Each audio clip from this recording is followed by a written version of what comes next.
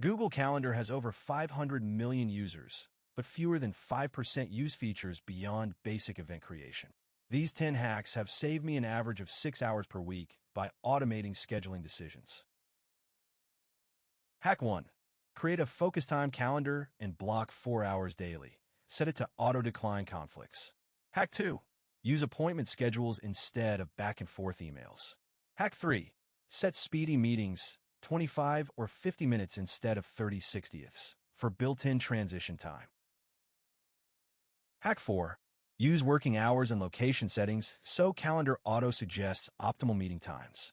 Hack 5. Create event templates for recurring meeting types with pre-filled agendas. Hack 6. Enable World Clock for teams across time zones. Never schedule a 3 a.m. call again. Hack 7. Color code by energy type, not category. Hack 8.